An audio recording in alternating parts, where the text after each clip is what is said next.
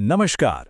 आज हम एक ऐसी पौराणिक कहानी की दुनिया में जा रहे हैं जो सोने के असली मतलब पर ही एक बड़ा सवाल खड़ा कर देती है। ये कहानी है स्वर्ण भैरव की, एक ऐसे देवता जिनका जन्म ही हुआ था अहंकार को मिटाने के लिए। तो जरा सोचिए एक ऐसे दौर के बारे में जहां सोना, जो हमेशा से शक्ति और समृद्धि का प्रतीक रहा है, वही एक भयानक श्राप बन जाए। एक ऐसा श्राप जिसने खुद देवताओं को, देवताओं को भी बेबस कर दिया। तो चलिए कहानी के इसी दिलचस्प मोड़ से शुरू करते हैं।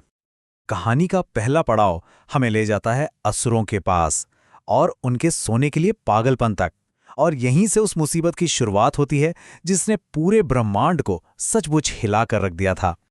तो हुआ ये कि बहुत समय पहले असुरों ने अपनी तपस्या के बल पर दुनिया के लगभग सारे सोने पर कब्जा कर लिया था। उन्हें लगता था कि सोने में जो दिव्य ऊर्जा है ना, वो उन्हें अजेय बना देगी, कोई उन्हें हरा नहीं पाएगा। और बस इसी घमंड में चूर होकर उन्होंने सोने के हथियार बनाए, सोने के महल खड़े किए, सोने के कवच पहने। मतलब सोने को उन्होंने अपनी ताकत और जुल्म का प्रतीक बना लिया था।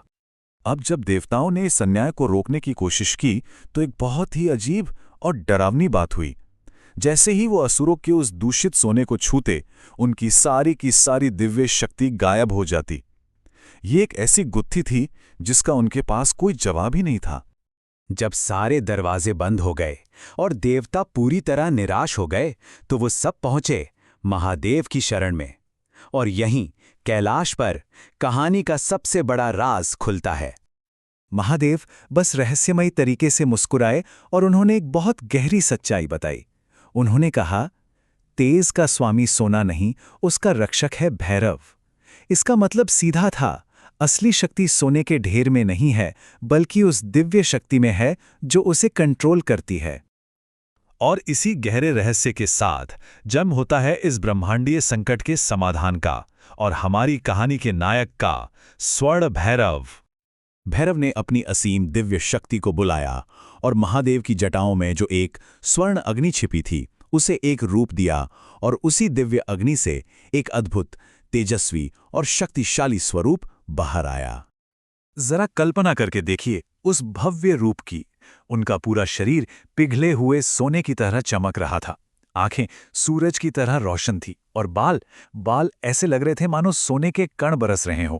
और हाथों में थे स्वर्ण त्रिशूल, कमंडल, डमरू और खड़ग, जो धर्म की स्थापना करने के लिए एकदम तैयार थे। तो अब आता है कहानी का वो हिस्सा जिसका सबको इंतजार था, अहंकार और धर्म के बीच का महासंग्राम। एक तरफ स्वर्ण भैरव और दूसरी तरफ अहंकारी असुर।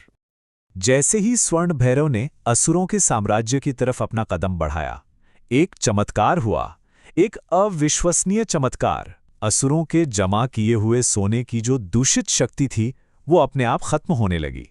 जिन सोने के महलों पर असुरों को इतना घमंड था, वो पिघलकर धूल में मिल गए। उनकी शक्ति का जो सोर्स था, वही उनकी आंखों के सामने राख हो रहा था। ये स्लाइड सोने के दो बिल्कुल अलग रास्तों को कितने अच्छे से दिखाती है। देखिए, एक रास्ता है धर्म का, जो दान और सृष्टि की भलाई की तरफ जाता है, और दूसरा रास्ता है अहंकार का, जो लालच और जुल्म के अंधेरे में ले जाता है। असुरों पर विजय पाने के बाद स्वर्ण भैरव ने एक ऐसा नियम बनाया जो हमेशा के लिए है। उन्होंने ऐलान किया, स्वर्ण धर्म के लिए है, अहंकार के लिए नहीं। सच कहूं तो ये एक लाइन ही इस पूरी कहानी का सार है। ठीक है, युद्ध खत्म हुआ, अधर्म का नाश हुआ, लेकिन एक सवाल अब भी था। भविष्य में सोने की इस दिव्य शक्ति को कौन संभालेगा? और यहीं पर स्वर्ण भैरव ने मानवता को अपना सबसे बड़ा वरदान दिया। उन्होंने एक पक्का नियम बना दिया, जहां भी सोने का इस्तेमाल धर्म के लिए, दान के लिए और अच्छे कामों के लिए होगा, वो खुद उसकी ऊर्जा की रक्षा करेंगे।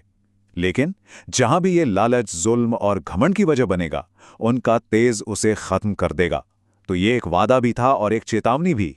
अब ये जो प्राचीन कथा है, ये सिर्फ एक कहानी नहीं है, ये आज भी उतनी ही रेलेवेंट है।